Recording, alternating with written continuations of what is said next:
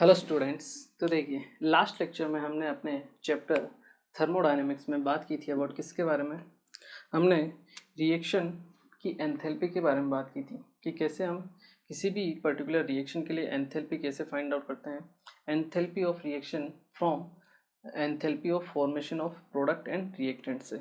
ठीक है, वो चीज़ हमने देख ली थी। इसके अलावा हमने बात की थी किरचॉफ लॉ के बारे में। ठीक है, और हमने बात की थी कि जो रिएक्शन की एंथैल्पी होती है वो टेम्परेचर के साथ वेरी भी करती है। ठीक है, और उसके साथ कैसे डिपेंड करती है वो हमने देखा था। ठीक है, that is delta H equal to आपका C P into D T या डेल्टा टी। ये आपको सिंपल ध्यान रखना है। डेल्टा एच की जगह आपको रखना है H two minus H one equal to delta C P की जगह रखना है डेल्टा सी पी। हम कैसे फाइंड आउट करेंगे किसी भी रिएक्शन के लिए, आपका C P of product minus C P of reactant उससे। ठीक है, into T two minus T one. इस तरह से हम किसी भी दूसरे पर्टिकुलर टेम्परेचर के लिए हम क्या निकाल सकते हैं, आपकी एंथैल्पी में की वैल्यू को फाइंड आउट कर सकते हैं। ठीक है, चलिए यहाँ तक हमने देख लिया था। अब आज हम यहीं से आगे बात करेंगे और आज हम इस चैप्टर के दूसरे पार्ट में एंटर करेंगे जिसमें हम पढ़ते हैं आपका सेकेंड लॉ ऑफ थर्मोडायनेमिक्स। तो फर्स्ट लॉ हमने अभी तक कंप्लीट कर लिया है। अब हम आगे स्टार्ट करेंगे आपके सेकेंड लॉ ऑफ थर्मोडायनेमिक्स, और यहाँ पर हम बात करेंगे एक और important term that is entropy के बारे में। किसके बारे में? एंट्रोपी के बारे में, कि एंट्रोपी क्या होती है। तो इम्पोर्टेंट है और ध्यान आपको रखना है इसका। क्लियर है? चलिए स्टार्ट करते हैं अपन कि सेकेंड लॉ ऑफ थर्मोडायनेमिक्स क्या होता है। ठीक है, तो देखिए सेकेंड लॉ ऑफ थर्मोडायनेमिक्स पढ़ने से पहले अगर हम बात करें कि सेकेंड लॉ की हमें ज़रूरत क्या पड़ी, क्या फर्स्ट लॉ हमारे लिए काफ़ी नहीं था? ठीक है, फर्स्ट लॉ में बहुत सारी चीज़ें हैं। ठीक है, तो फर्स्ट लॉ हमारे लिए क्यों काफ़ी नहीं था? बहुत सारी ऐसी चीज़ें थी जो लिमिटेशंस थी फर्स्ट लॉ की, जिसकी वजह से हमें सेकेंड लॉ की ज़रूरत पड़ी। ठीक है, तो सबसे पहले हम बात करेंगे कि आपकी फर्स्ट लॉ की क्या क्या लिमिटेशंस थी, फिर हम देखेंगे आपकी सेकेंड लॉ के बारे में। ठीक है, चलिए सबसे पहले हम बात करते हैं आपके लिमिटेशन ऑफ फर्स्ट लॉ। इसको आप ऐसे पार्ट 2 करके भी लिख सकते हो, that is second law of thermodynamics.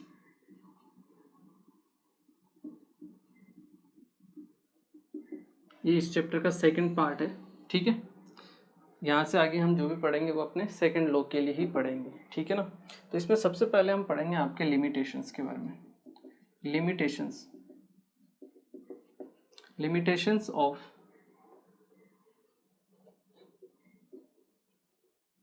First law of thermodynamics, first law of thermodynamics FLTD। देखिए फर्स्ट लॉ ऑफ थर्मोडायनेमिक्स की अगर लिमिटेशन की बात करें तो सबसे पहले हम बात करते हैं हीट के फ्लो की।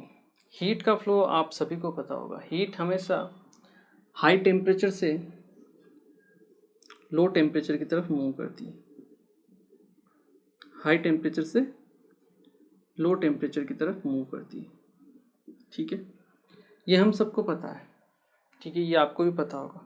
But first law of thermodynamics हमें इस चीज़ के बारे में कुछ भी नहीं बताता है कि हीट का फ्लो केस कहाँ से कहाँ तक होता है। आपको पता है, मुझे पता है। ठीक है, लेकिन फर्स्ट फ्लो हमें इसके बारे में कुछ भी इंफॉर्मेशन नहीं देता है। कौन सी रिएक्शन होगी, कौन सी रिएक्शन नहीं होगी, कौन सी प्रोसेस होगी, कौन सी प्रोसेस नहीं होगी। तो किसी भी प्रोसेस की फिजिबिलिटी के लिए, उसके होने की टेंडेंसी के लिए फर्स्ट लॉ हमें कुछ भी नहीं बताता है कि ये होगी या नहीं होगी प्रोसेस। तो उन सब के बारे में हमें कौन बताता है? आपका सेकेंड लॉ। ठीक है, तो ये आपकी कुछ लिमिटेशन है कि first law of thermodynamics did not tell us about the feasibility of a process. ठीक है, ये फर्स्ट लॉ की आपकी क्या रहेगी, थोड़ी सी वो रहेगी लिमिटेशन। फर्स्ट अगर हम लिखें तो हम कह सकते हैं कि first law of thermodynamics can not tell us और do not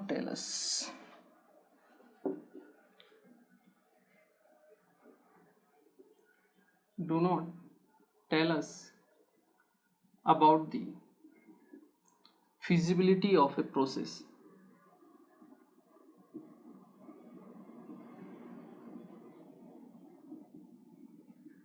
फिजिबिलिटी मीन्स वो प्रोसेस होगी या नहीं होगी, ठीक है, उसके बारे में हमें ये कुछ भी नहीं बताता है, ठीक है, किसी भी गिवन कंडीशन के लिए, ठीक है। Thermodynamics can not tell us about the feasibility of a process, ठीक है, अंडर सिमिलर कंडीशन और अंडर गिवन कंडीशन। रिएक्शन होगी, प्रोसेस होगी, नहीं होगी, उसके बारे में हमें नहीं बताता है। सेकंड, अगर हम बात करें, मान लो हमने आइसोथर्मल प्रोसेस लिया, क्या कौन सा प्रोसेस लिया, आइसोथर्मल, ठीक है।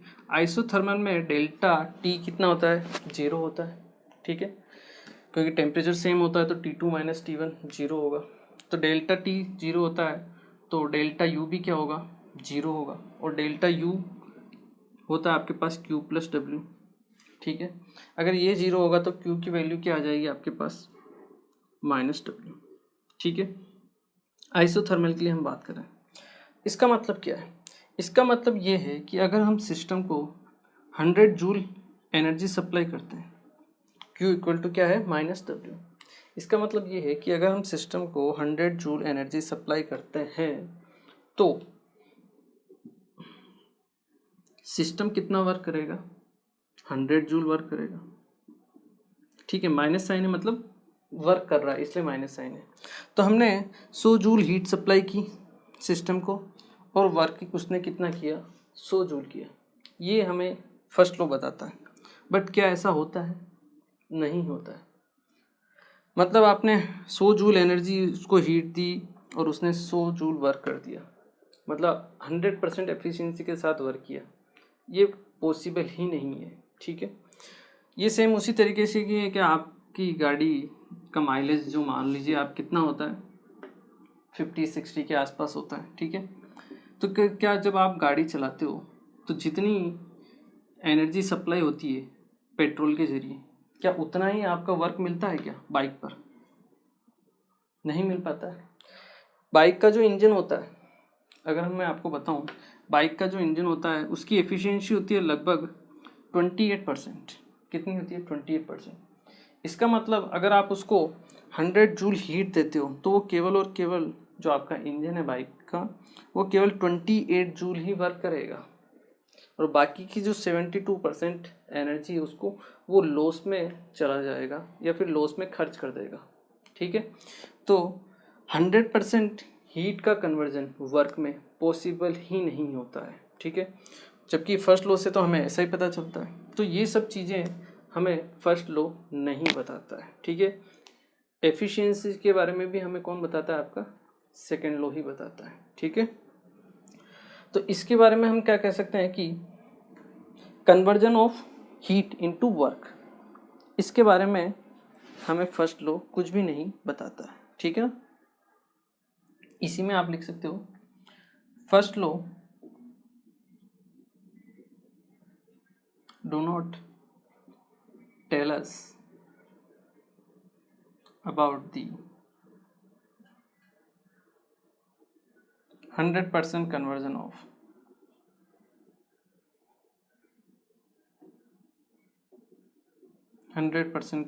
of heat into work is possible or not, is possible or not, ठीक है। हीट का 100% कन्वर्जन वर्क में पॉसिबल होता है नहीं होता, उसके बारे में हमें ये नहीं बताता है, ठीक है। तो ये दो मेन आपकी क्या है, लिमिटेशंस हैं जो फर्स्ट लॉ की हैं, इन्हीं को दूर करने के लिए आपका सेकंड लॉ आता है, ठीक है। तो दो इम्पोर्टेंट आपकी क्या लिमिटेशन है, ठीक है, ध्यान रखनी है आपको। चलिए इसके बाद हम बात करेंगे आपके प्रोसेस के बारे में। दो टाइप की आपकी प्रोसेस होती है, एक होती है आपकी स्पॉन्टेनियस प्रोसेस और एक होती है आपकी नॉन स्पॉन्टेनियस प्रोसेस, ठीक है। तो उसको एक बार हम पढ़ते हैं कि क्या होती है स्पॉन्टेनियस प्रोसेस और क्या होती है नॉन स्पॉन्टेनियस प्रोसेस, एक बार आप इसे नोट कीजिए।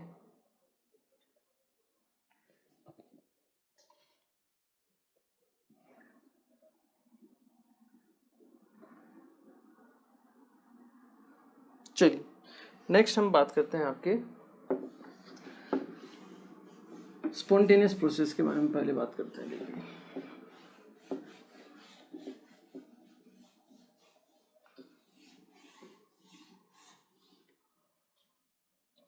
Spontaneous process.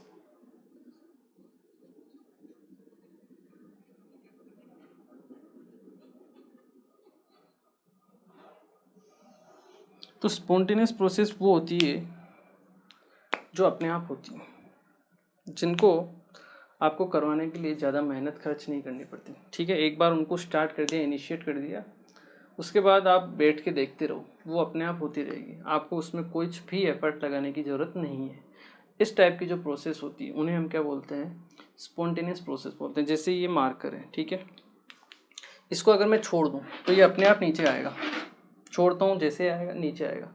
क्या इसको ऊपर से नीचे लाने के लिए मुझे कोई वर्क करना पड़ेगा? मैं यहाँ से छोड़ूंगा और नीचे अपने आप आएगा। ठीक है ना?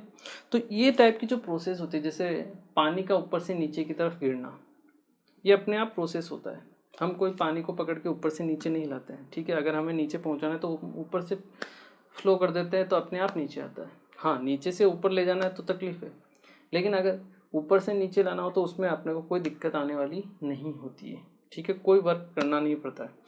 तो ये अपने आप प्रोसेस जो होती है उन्हें हम बोलते हैं आपका स्पॉन्टेनियस प्रोसेस। जैसे आपको लकड़ी को जलाना है तो आपको स्टार्टिंग में उसको थोड़ी सी एनर्जी सप्लाई करनी पड़ेगी। थोड़ा सा एक बार आपने उसको इनिशिएट कर दिया, जला दिया, उसके बाद आपको कुछ नहीं करना, वो अपने आप जलती रहेगी। ठीक है ना? तो जितनी भी नेचुरल प्रोसेस होती है वो अपने आप होती है। ठीक है, और उनको करवाने के लिए आपको कोई वर्क नहीं करना पड़ता है। एक बार आपने इसको इनिशिएट कर दिया, फिर वो अपने आप होती रहती है कंटिन्यूसली। तो इस टाइप की जो प्रोसेस होती है उन्हें हम क्या बोलते हैं? आपकी स्पॉन्टेनियस प्रोसेस बोलते हैं। ठीक है, और स्पॉन्टेनियस प्रोसेस क्या होती है? आपकी इरिवर्सिबल रिएक्शन होती है, क्योंकि ये रियल रिएक्शन होती है। और मैंने आपको बताया था कि जो रियल रिएक्शंस होती है वो आपकी क्या होती है? इरिवर्सिबल रिएक्शन होती है। जबकि रिवर्सिबल तो क्या होती है? आपकी इमेजिनरी रिएक्शंस होती है। ठीक है, तो स्पॉन्टेनियस प्रोसेस आपकी क्या होती है? साथ ही साथ इरिवर्सिबल रिएक्शंस भी होती है। ठीक है, तो अगर हम बात करें स्पॉन्टेनियस प्रोसेस के बारे में तो हम क्या लिख सकते हैं? These are the processes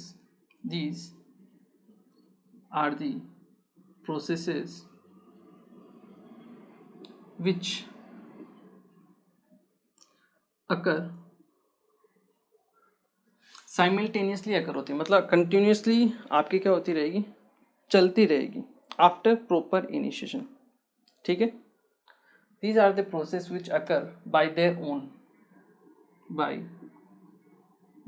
own, अपने आप चलती रहेगी। ठीक है, after proper initiation.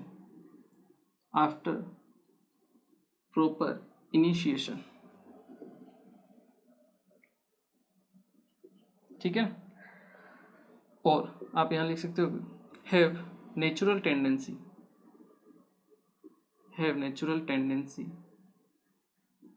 To occur, जिनकी नेचुरल टेंडेंसी होती है अपने आप होने की, उन्हें हम क्या बोलते हैं? आपकी स्पॉन्टेनियस प्रोसेस बोलते हैं। ठीक है, और जितनी भी नेचुरल प्रोसेस होती है, all natural processes are spontaneous and irreversible.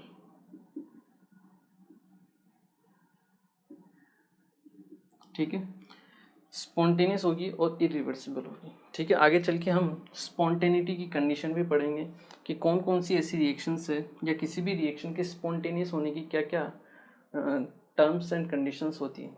तो स्पॉन्टेनियस हो या फिर इरिवर्सिबल हो, दोनों क्या होती है? आपकी रियल प्रोसेस होती है और नेचुरल प्रोसेस होती है। ठीक है ना? All natural process are spontaneous and irreversible. जैसे हीट का फ्लो होना हाई से लो टेम्परेचर, अगर हम बात करें flow of heat, natural process है ये। Flow of heat from high temperature to low temperature, ये भी क्या है? आपकी स्पॉन्टेनियस प्रोसेस होती है। ऐसी प्रोसेस जो अपने आप होती है उन्हें हम क्या बोलते हैं? आपकी स्पॉन्टेनियस प्रोसेस। अब नॉन स्पॉन्टेनियस प्रोसेस क्या होगी? जो अपने आप नहीं होती है, ठीक है। बस सिंपल है, अगर आपने स्पॉन्टेनियस समझ ली तो आप नॉन स्पॉन्टेनियस अपने आप समझ जाओगे। नॉन स्पॉन्टेनियस प्रोसेस जैसे पानी को नीचे से ऊपर ले जाना, वो कैसी प्रोसेस होगी? नॉन स्पॉन्टेनियस प्रोसेस होगी। ये जो आपका मार्कर है, इसको मुझे नीचे से ऊपर लेके जाना है, तो मुझे क्या करना पड़ेगा? इसके ऊपर वर्क करना पड़ेगा, फोर्स अप्लाई करना पड़ेगा, कोई एक्सटर्नल सोर्स लगाना पड़ेगा, ताकि वो क्या करे, इसको यहाँ से यहाँ तक लेके जाए। लेकिन ऊपर से नीचे लाने थे मेरे को कोई एक्सटर्नल सोर्स लगाने की ज़रूरत नहीं, मैं इसको छोड़ दूंगा, वो अपने आप नीचे आएगा, तो वो स्पॉन्टेनियस है। तो ऐसा नहीं कि नॉन स्पॉन्टेनियस प्रोसेस होती नहीं, होती है। नॉन स्पॉन्टेनियस प्रोसेस होती है, बट कंडीशन क्या रहती है? उनको करवाने के लिए आपको एक एक्सटर्नल सोर्स अप्लाई करना पड़ेगा, ठीक है, तभी वो क्या होगी, आपकी नॉन स्पॉन्टेनियस प्रोसेस होगी, ठीक है। तो ऐसा नहीं है कि जितने भी नेचुरल प्रोसेस है सब स्पॉन्टेनियस है, तो नॉन स्पॉन्टेनियस प्रोसेस कुछ नहीं होगी, होती है, ठीक है। लेकिन किसकी हेल्प से होती है? आपके एक्सटर्नल सोर्स की वजह से। पानी नीचे से ऊपर जाता है, आपके घरों में भी जाता है, ठीक है ना। कैसे जाता है? मोटर के थ्रू। तो नॉन स्पॉन्टेनियस प्रोसेस होती है, लेकिन उसको करवाने के लिए हमें एक्सटर्नल सोर्स की ज़रूरत पड़ती है, ठीक है ना। तो इसी में मैं लिखूँगा आपका नॉन स्पॉन्टेनियस प्रोसेस। ये आप लोगों ने आई थिंक नोट कर लिया होगा। नेक्स्ट हेडिंग डालिए आप, non spontaneous process. These are the processes which do not occur by their own after proper initiation, or do not have natural tendency,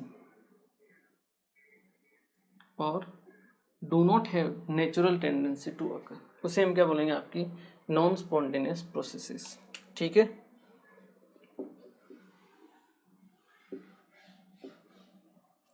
second thing जो आपको लिखनी है, that is to carry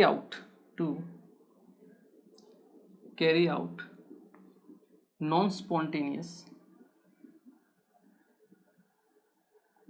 processes, we have to use external source।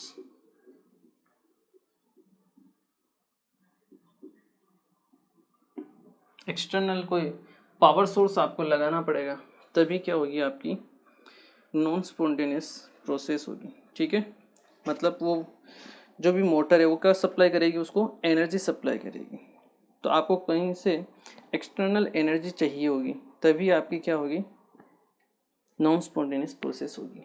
तो to carry out non spontaneous processes we have to use external source, ठीक है, जो हमें क्या सप्लाई करेगा? आपका एनर्जी सप्लाई करेगा, ठीक है। चाहो तो आप लिख सकते हो एक्सटर्नल सोर्स विच सप्लाई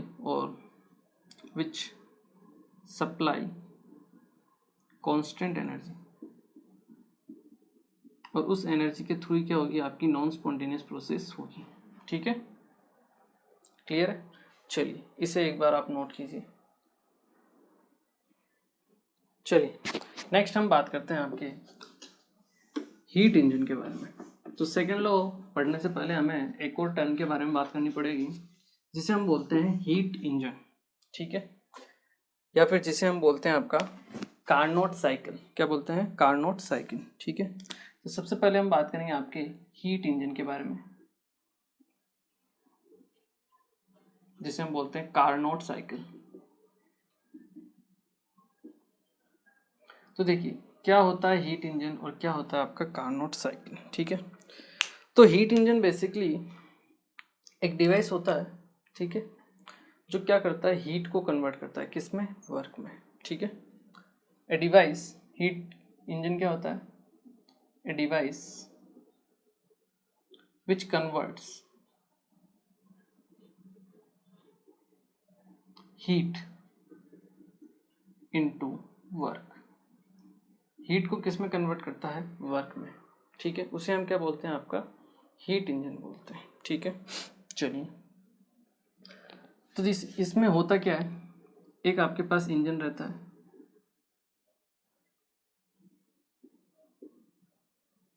ये इंजन किसी सोर्स से कंटिन्यूसली हीट लेता रहता है, या हम कहें कि कोई सोर्स होता है, ठीक है, वो कंटिन्यूसली हीट सप्लाई करता है किसको, इंजन को, ठीक है। टेम्परेचर रहता है यहाँ पर T2, कांस्टेंट रहता है, फिक्स रहता है, ठीक है। जो आपका सोर्स का टेम्परेचर है वो कितना है, T2 होता है, ठीक है। तो ये Q2 हीट क्या करता है, इसको सप्लाई करता है। स्टैंडर्ड नोटेशन है Q2 और T2 सोर्स के लिए है। सोर्स Q2 हीट सप्लाई करता है इंजन को और उसका टेम्परेचर मेंटेन रहता है, दैट इज T2, ठीक है। इंजन क्या करेगा, कुछ काम करेगा, वर्क करेगा,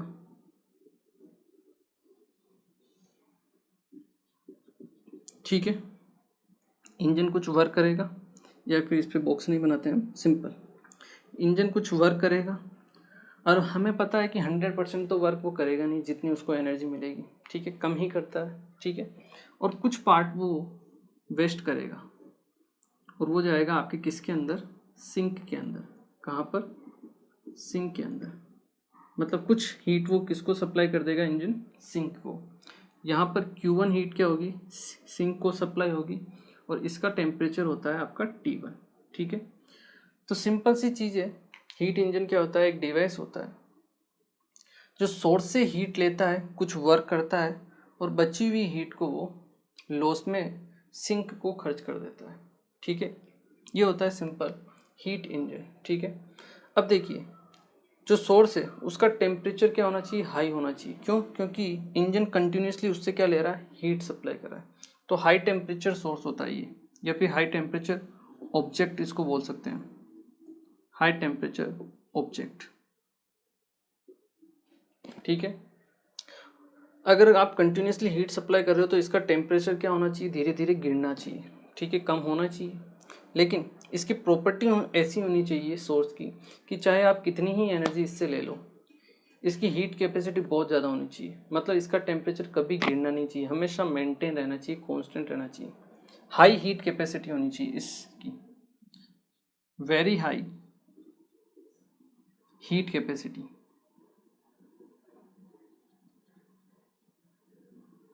मतलब आप बोल दो इन्फानाइट हीट कैपेसिटी है, सप्लाई करता जाएगा लेकिन उसका टेम्परेचर कम नहीं होगा। सेम इसी तरीके से सिंक, सिंक में भी क्या हो रहा है, कंटिन्यूसली एनर्जी सप्लाई होती जा रही है, ठीक है। तो इसकी भी जो हीट कैपेसिटी है वो हाई होनी चाहिए, पहली बात। दूसरी बात, इसका टेम्परेचर इस सोर्स के टेम्परेचर से क्या होता है, कम होता है, ठीक है ना। तो ये आपका लो टेम्परेचर ऑब्जेक्ट होता है और इसकी हीट कैपेसिटी भी हाई होनी चाहिए, very high heat capacity,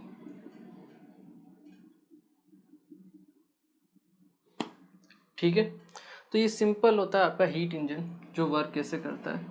Carnot cycle भी इसको बोला जाता है, ठीक है। उस कैसा होता है उसके बारे में हम अभी पढ़ने ही वाले हैं, ठीक है। तो सिंपल सा बेसिक है ये। इंजन होता है, सोर्स से हीट लेता है Q2, सोर्स का टेम्परेचर होता है T2, कुछ वर्क करता है, कुछ एनर्जी सिंक को सप्लाई करता है जिसका टेम्परेचर होता है आपका T1, ठीक है। चलिए, इसका एफिशिएंसी भी कभी कभी निकालनी पड़ जाती है। तो एफिशिएंसी भी सिंपल है कि मान लीजिए सोर्स ने 500 जूल इंजन को हीट सप्लाई की, ठीक है, और इंजन ने आपका वर्क किया 100 जूल, ठीक है। यहाँ से तो 500 जूल आई, इसने वर्क किया 100 जूल, तो 400 जूल कहाँ चलेगी, सिंक में। एफिशिएंसी निकालनी है तो हम तो वही निकालेंगे भैया, कितना वर्क किया उसने, 100 जूल, 100 डिवाइड बाई 500। आपका आउटपुट कितना है, 100 जूल का, इनपुट कितना था 500, तो 100 डिवाइड बाई 500, 1/5 इंटू 100 करेंगे, मतलब 20% उसकी क्या हो गई, एफिशिएंसी की। तो एफिशिएंसी का सिंपल फॉर्मूला रहता है, that is work done divide by heat supply, या फिर Q2, या फिर ऐसे भी लिख सकते हो आप, हीट सप्लाई,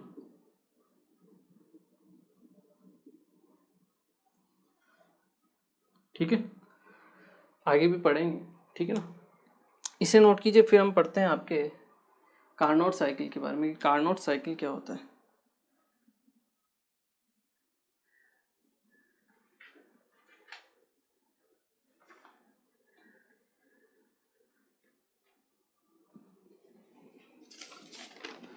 चलिए, नेक्स्ट हम बात करते हैं आपके कार्नोट साइकिल के बारे में।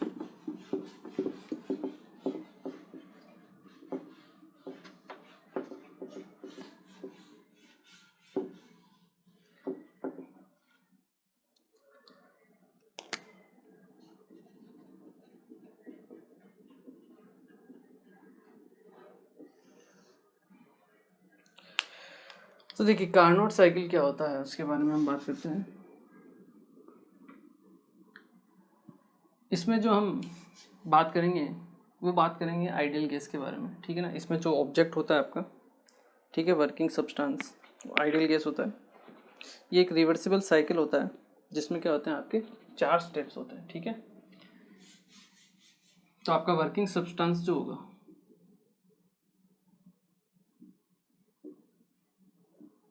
मतलब हम किसके लिए यूज़ कर रहे हैं वो है, सिंपल सी बात है। आइडियल गैस के लिए हम इसको यूज़ में ले रहे हैं। आइडियल गैस मतलब PV equal to nRT, simple उसका हम यूज़ करेंगे यहाँ पर, ठीक है। तो कार्नोट साइकिल क्या होता है? It is a reversible cycle.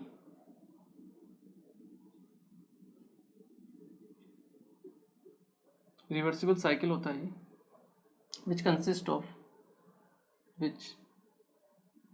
Of 4 steps, जिसमें आपके पास 4 स्टेप्स होती हैं, ठीक है।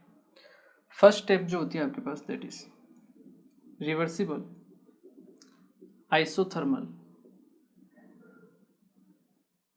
Expansion A to B। अभी हम डायग्राम बनाएंगे, आपको पता पड़ जाएगा A से B, AB, ठीक है। सेकंड जो होता है that is reversible adiabatic expansion,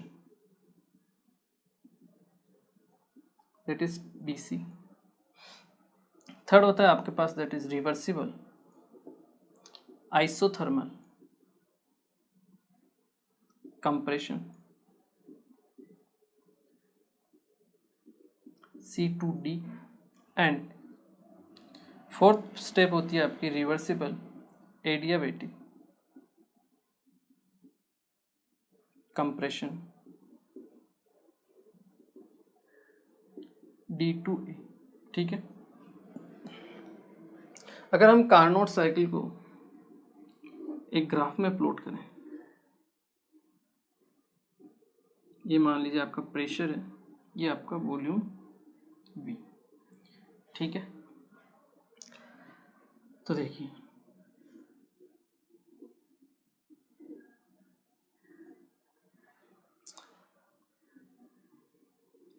इस टाइप का आपका क्या होता है, कार्नोट साइकिल होता है, ठीक है।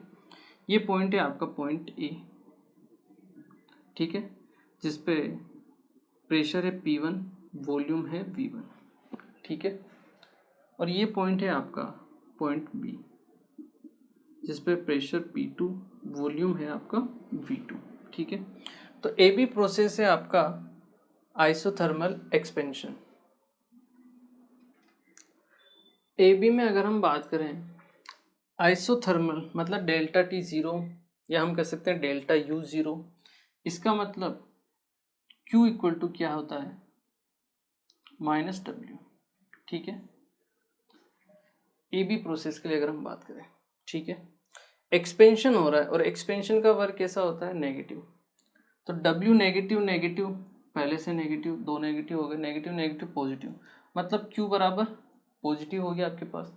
Q पॉजिटिव मतलब आप हीट सप्लाई कर रहे हो, मतलब AB प्रोसेस में क्या होगी, हमें सोर्स से हीट मिलेगी। ये आपका मान लीजिए सोर्स है, तो हीट वो लेगा आपसे Q2 हीट, और टेम्परेचर क्या होगा आपका यहाँ पर T2 टेम्परेचर कांस्टेंट है क्योंकि आइसोथर्मल है, ठीक है। B से C पर प्रेशर मान लीजिए P3 है, वॉल्यूम है V3। ये कैसा प्रोसेस है आपका रिवर्सिबल एडियाबेटिक एक्सपेंशन, ठीक है। हम इन सबको एक एक को फुल डिटेल में पढ़ेंगे अभी, ठीक है ना। तो B से C है आपका प्रेशर है P3 और वॉल्यूम है आपका V3।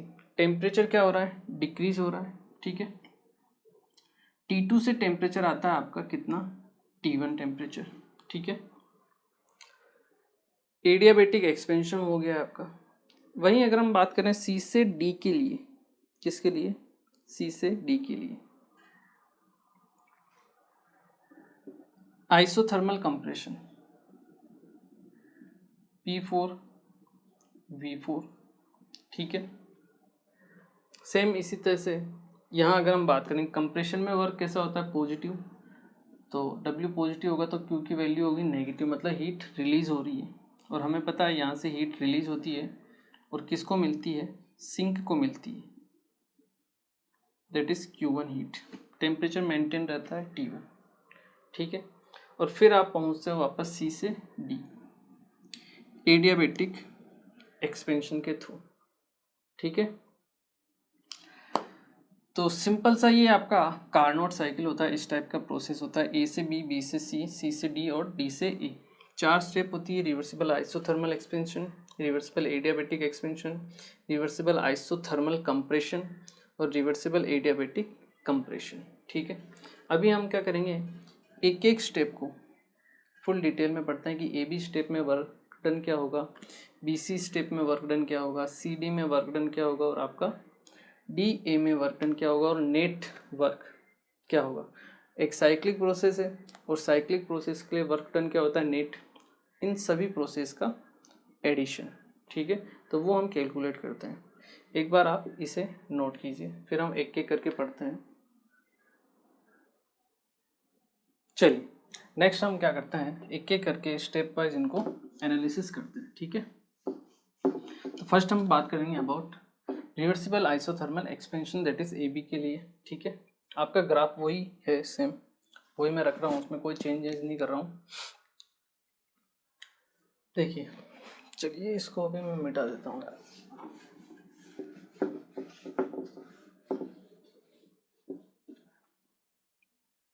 चलिए फर्स्ट देखिए, that is reversible isothermal expansion A B process के बारे में हम बात करें। P1 V1 यहाँ पर, P2 V2 यहाँ पर, बीच में टेम्परेचर आपका T2 कांस्टेंट है, ठीक है। क्योंकि आइसोथर्मल है तो डेल्टा T जीरो होता है, डेल्टा T जीरो होता है, इसका मतलब आपका डेल्टा U क्या होता है? ज़ीरो होता है, क्योंकि डेल्टा U क्या होता है? NCV डेल्टा T, तो डेल्टा T जीरो है आपका, तो डेल्टा U भी क्या होगा आपका? जीरो होगा, ठीक है। अगर डेल्टा U जीरो है, ये किसके बराबर होता है? Q प्लस W के बराबर, तो हम लिख सकते हैं Q equal to minus W, ठीक है। और अगर हम बात करें रिवर्सिबल आइसोथर्मल एक्सपेंशन के लिए work done W A B, अगर हम बात करें उसकी वैल्यू होती है minus N R T, T temperature कौन सा है यहाँ पर? T2, तो N R T T2 ln V2 by V1, volume है V2 B पर और A पर है V1, तो V2 बाई V1। ये वैल्यू को हम पुट करते हैं यहाँ पर, ठीक है। तो यहाँ से हमारे पास Q की वैल्यू आती है, that is minus minus plus हो जाएगा nRT2 ln V2 by V1। और ये हीट कौन सी है? Q2 हीट है, तो इसको मैं Q ए बी भी लिख सकता हूँ, या फिर इसको मैं क्या लिख सकता हूँ? Q2 heat. क्लियर है? क्योंकि ए से बी में हीट कौन सी मिल रही है? Q2 आपको मिल रही है, ठीक है। ये हुआ फर्स्ट प्रोसेस के लिए। सेकंड के लिए अगर हम बात करें, that is reversible adiabatic expansion. अब एडियाबेटिक एक्सपेंशन है तो हीट एक्सचेंज क्या होगा? जीरो होगा, मतलब हम कह सकते हैं QBC की वैल्यू क्या होगी? जीरो होगी एडियाबेटिक के लिए। Q की वैल्यू जीरो होगी तो डेल्टा U किसके बराबर है? W के बराबर है, तो WBC हम किसके बराबर लिख सकते हैं? डेल्टा U के बराबर। और डेल्टा U की वैल्यू क्या होगी? NCV delta T, that is T2 minus T1 या फिर T final minus T initial. तो यहाँ पे T फाइनल, यहाँ पर टेम्परेचर है T1 और इनिशियल है T2, तो ये NCV T1 माइनस T2 हो जाएगा, ठीक है ना। Final temperature minus initial temperature, clear है। चलिए सेकंड वर्क डन आ गया अपने पास, ठीक है। इसके बाद हम बात करेंगे आपके थर्ड वर्क डन के लिए। तो देखिए थर्ड वर्क के लिए हमें फिर से स्पेस की ज़रूरत पड़ेगी। ऐसा करता हूँ मैं, इस डायग्राम को मिटाता हूँ अभी, ठीक है। आई होप ये आप लोगों ने नोट कर लिया होगा। सी पॉइंट पर है P3 V3, Q1 heat, temperature है T1 और D2 है, D पॉइंट है आपका P4 P4, ठीक है। ज़रूरत पड़ेगी तो फिर से बना लेंगे हम। चलिए नेक्स्ट हम बात करते हैं third, that is reversible isothermal compression.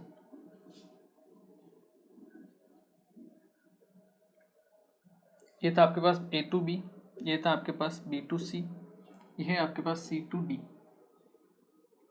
ठीक है। अब रिवर्सिबल आइसोथर्मल क्या है, कंप्रेशन है। सेम वही आइसोथर्मल है, डेल्टा T 0 होगा, डेल्टा U 0 होगा, Q इक्वल टू W हो जाएगा, ठीक है। Q इक्वल टू -W और W की वैल्यू अगर हम बात करेंगे फिर से, W कौन सा है, CD, तो WCD की वैल्यू हो जाएगी आपके पास -nRT। यहाँ पे टेम्परेचर कौन सा है, T1, तो nRT1। ln V2 divide by V1 होता है, मतलब final minus final divide by initial. तो फाइनल कौन सा था आपका, D वाला, दैट इज V4, तो ये आ जाएगा V4 डिवाइड बाई V3। ये वैल्यू हम यहाँ पुट करते हैं, ठीक है। तो यहाँ से आपके पास Q की वैल्यू कितनी आ जाएगी, QCD, जिसे मैं Q1 भी लिख सकता हूँ, that is plus nRT1 ln V4 divide by V3। Clear है, ठीक है। चलिए नेक्स्ट हम बात करते हैं फोर्थ के लिए अगर हम बात करें तो देखिए फोर्थ के लिए आपके पास क्या है, रिवर्सिबल एडियाबेटिक कंप्रेशन। अब फिर से एडियाबेटिक है, हीट एक्सचेंज कितना होगा, 0 होगा, मतलब Q, ये क्या होगा आपका C2D था, ये होगा D2A, तो QDA की वैल्यू आपके पास क्या होगी, 0। सेम इसी तरीके से, तो WDA इक्वल टू हो गया delta UDA, that is NCV into T final minus T initial, that is T2 minus T1, T2 minus T1, ठीक है। तो इस तरह से हम क्या निकालते हैं, वर्क डन कैलकुलेट करते हैं अपने सभी प्रोसेस के लिए, ठीक है। और अगर हमें नेट वर्क डन निकालना है तो हम क्या करेंगे, चारों को ऐड कर देंगे, तो हमें क्या मिल जाएगा, आपका नेट वर्क डन मिल जाएगा, ठीक है। पूरे कंप्लीट साइकिल का अगर नेट वर्क डन निकालना होगा तो क्या होगा, सिंपल, AB प्रोसेस का वर्क डन ये रहा, BC का वर्क ये रहा, CD का वर्क ये रहा और DA का वर्क ये रहा, चारों को ऐड कर दो, आपको क्या मिल जाएगा, नेट वर्क डन। तो अगर आपको नेट वर्क डन निकालना है वो क्या हो जाएगा, W net is equal to WAB plus WBC plus WCD plus WDA, ठीक है। W नेट, WAB कितना है, ये रहा, -nRT2 ln V2 by V1, ठीक है, प्लस WBC कितना है, plus nRT1 minus T2 and NCV T1 minus T2, ठीक है, प्लस WCD कितना है, -nRT1 ln V4 divide by V1, तो प्लस की जगह हम यहाँ लिखते हैं -nRT1 ln V4 divide by V3, ठीक है, प्लस WDA हो जाएगा NCV T2 माइनस T1, ठीक है। अब देखिए अगर मैं यहाँ से माइनस कॉमन लेता हूँ तो ये बन जाएगा आपके पास NCV T1 माइनस T2 और आगे है माइनस, तो माइनस और ये प्लस दोनों आपस में क्या हो जाएंगे, कैंसिल हो जाएंगे। तो डब्ल्यू नेट की जो वैल्यू आएगी आपके पास क्या आएगी, इन दोनों का एडिशन, दिस प्लस दिस, ठीक है। तो इसको मैं मिटाता हूँ। आई होप ये आप लोगों ने नोट कर लिया होगा, नहीं किया है तो वीडियो को पॉज करके नोट कीजिए एक बार, ठीक है। चलिए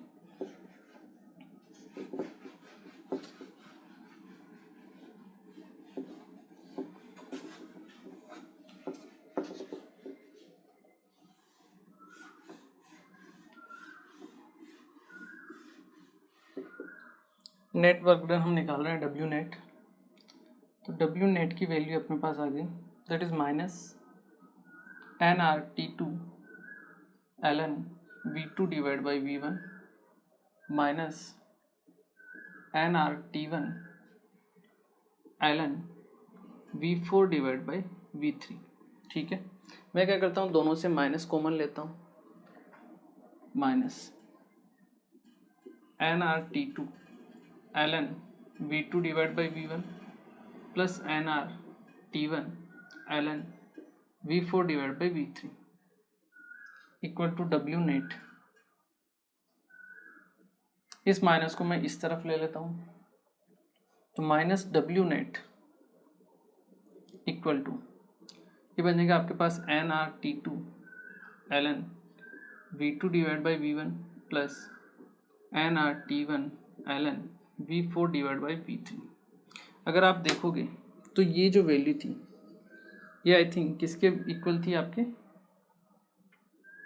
Q2 के इक्वल थी, और ये वैल्यू थी Q1 के इक्वल। तो यहाँ से एक इम्पोर्टेंट चीज़ जो हमें पता होती है, जो हमें ध्यान रखना है, इतनी कहानी आपको याद नहीं रखनी, ये चीज़ जो आपको ध्यान रखनी है, that is W net, net work done by the case, work done by the case, वो किसके इक्वल होगा, that is Q2 plus Q1 के बराबर होगा। Q2 एनर्जी जो सोर्स दे रहा है इंजन को, और Q1 जो हीट या एनर्जी जो आपका इंजन दे रहा है सिंक में, वो Q1 है। तो दोनों के एडिशन के बराबर होता है आपका क्या, W net, total work done by the case.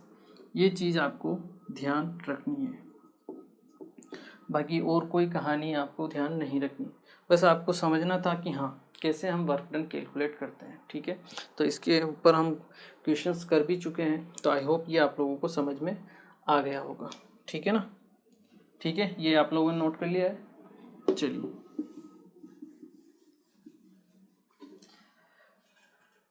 तो ये चीज़ें जो फाइनल रिजल्ट है आपको ध्यान रखना है। डब्ल्यू नेट इक्वल टू क्या होगा, Q2 प्लस Q1। अब और ये जो रिलेशन है ये आपके रिवर्सिबल और इरिवर्सिबल दोनों प्रोसेस के लिए एप्लीकेबल होता है, ठीक है ना। आप यहाँ लिख भी सकते हो, valid for both reversible and irreversible processes, ठीक है, दोनों के लिए वैलिड होता है। हम एक चीज़ और प्रूफ करते हैं इसमें, देखिए हम बात करते हैं एडियाबेटिक प्रोसेस के लिए, BC जो आपका प्रोसेस था, ठीक है, एडियाबेटिक प्रोसेस, और BCCD D2A एडियाबेटिक प्रोसेस था, उसके लिए हम बात करते हैं, ठीक है। तो यहाँ पर BC में आपका जो प्रेशर था आपका कितना था, P2V2, ठीक है, और टेम्परेचर था आपका T2। और C में अगर हम बात करें, B से C में आपका प्रेशर था P3V3 और टेम्परेचर था T1, ठीक है। ये B के लिए है, ये C के लिए, क्लियर है। D2A की अगर हम बात करें तो आपका प्रेशर था P4V4, टेम्परेचर था T1, ठीक है। और A के लिए वापस अगर हम बात करें तो P1V1 और टेम्परेचर था T2, ठीक है। यहाँ हम कंडीशन लगाते हैं रिवर्सिबल के लिए, PV gamma equal to constant होता है, या फिर एक और रिलेशन हमने पढ़ा था, that is PV gamma -1 equal to constant, ठीक है। अप्लाई करते हैं। देखिए यहाँ अगर हम अप्लाई करें BC प्रोसेस के लिए, ये कौन सा प्रोसेस है आपका, रिवर्सिबल एडियाबेटिक, रिवर्सिबल एडियाबेटिक। तो यहाँ जो रिलेशन हम प्रूफ कर रहे हैं वो केवल और केवल रिवर्सिबल प्रोसेस के लिए प्रूफ कर रहे हैं, ठीक है ना। TV gamma -1 equal to constant, तो हम लिख सकते हैं T1 V1 gamma -1 equal to T2 V2 gamma -1। इसके लिए अगर हम बात करें तो यहाँ पे टेम्परेचर T2, वॉल्यूम है V2 गामा -1 इक्वल टू यहाँ पे टेम्परेचर T1, वॉल्यूम है V3 गामा -1, ठीक है। यहाँ से हम T2/T1 की वैल्यू निकालते हैं। T2/T1 हो जाएगा आपके पास V3 डिवाइड बाई V2 की पावर गामा -1, ठीक है, क्लियर है। चलिए सेम इसी तरह का रिलेशन हम निकालते हैं इसके लिए, रिवर्सिबल एडियाबेटिक प्रोसेस DA के लिए, ठीक है। तो T1 V4 gamma -1 equal to T2 V1 gamma -1, ठीक है। यहाँ से फिर से हम अगर T2/T1 की वैल्यू निकालें, T2/T1 की वैल्यू आ जाएगी आपके पास V4/V1 की पावर गामा -1, ठीक है। अगर हम इन दोनों से देखें तो T2/T1 की वैल्यू ये है और T2/T1 की वैल्यू ये है, इन दोनों को हम करते हैं क्लब और एक रिलेशन निकालते हैं। तो हम क्या कह सकते हैं कि V3/V2 की पावर गामा -1 इक्वल टू होगा V4 डिवाइड बाई V1 की पावर गामा -1। पावर से power cancel, V3/V2 equal to होगा V4/V1, ठीक है। इसको थोड़ा और अरेंज करें, V3 को मैं यहाँ ले जाऊँ नीचे V4 से और V1 को मैं ले आऊँ यहाँ पे, तो मैं लिख सकता हूँ कि V4 divide by V3 equal to V1 divide by V2, ये लिख सकता हूँ मैं। इसमें कहीं कोई दिक्कत नहीं है ना। चलिए ये तो हो गई क्लियर बात। यहाँ से इस वैल्यू को अगर मैं पुट करूँ यहाँ पर, ये जो इक्वेशन मैंने लिखी W net equal to -NRT2, या फिर यहाँ पर -W net equal to NRT2 ln V2 divide by V1 plus NRT1 ln V4 divide by V3। V4/V3 की वैल्यू मैं पुट करता हूँ यहाँ पर। तो देखिए जैसे ही मैं यहाँ पर वैल्यू पुट करता हूँ इस इक्वेशन में, तो हमारे पास जो फाइनल रिजल्ट आता है दैट इज -W नेट की वैल्यू क्या आएगी आपके पास, NRT2 -W net equal to आ जाएगा आपके पास NRT2 ln V2/V1 plus NRT1 plus NRT1 ln V4/V3 की जगह हम लिखेंगे V1/V2, ठीक है। मैं क्या करता हूँ, ये भी V2/V1 है, ये V1/V2, इसको उल्टा करता हूँ। जैसे मैं उल्टा करूँगा यहाँ पे क्या आएगा, प्लस का माइनस साइन हो जाएगा, ठीक है।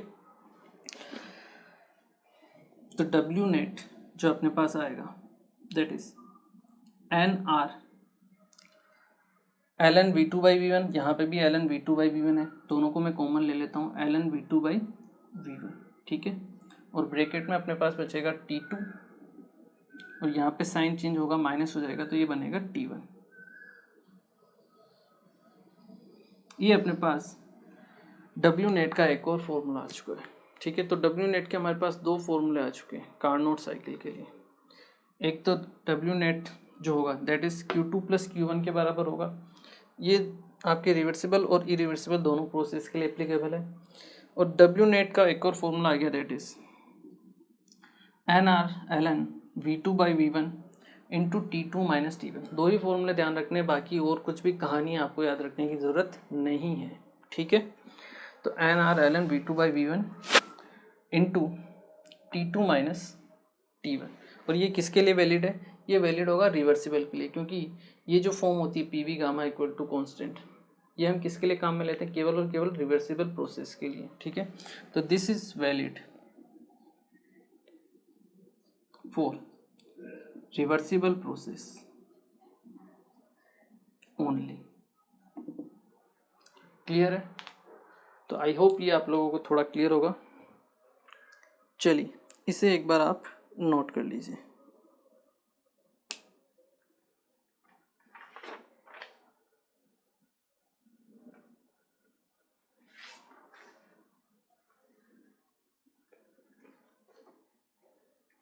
ओके स्टूडेंट्स, तो देखिए आज के लेक्चर में हमने बेसिकली बात की अबाउट, हम second law of thermodynamics start कर रहे हैं, तो उसके लिए क्या क्या रिक्वायरमेंट है अपनी, जो जो टर्म लो की, उनके बारे में हम बात कर रहे हैं। हमने स्पॉन्टेनियस, पहले तो हमने लिमिटेशन देखी फर्स्ट लॉ की, उसके बाद हमने स्पॉन्टेनियस नॉन स्पॉन्टेनियस रिएक्शंस के बारे में बात किया। ठीक है, फिर हमने हीट इंजन और कार्नोट साइकिल के बारे में बात किया, और एक एक स्टेप का हमने क्या किया, एनालिसिस किया। और टोटल वर्क डन जो होता है कार्नोट साइकिल में Q2 + Q1 के बराबर होता है, रिवर्सिबल और इरिवर्सिबल दोनों प्रोसेस के लिए। और अगर रिवर्सिबल के लिए पूछा जाए तो NR/ln V2/V1 into T2 - T1। बस ये 2-3 चीज़ें हैं जो आपको ध्यान रखनी है। क्लियर है? नेक्स्ट लेक्चर में हम इसी को आगे करेंगे और हम एफिशिएंसी वगैरह के बारे में भी बात करेंगे। ठीक है, तो मिलते हैं फिर अपने नेक्स्ट लेक्चर में। Thank you very much.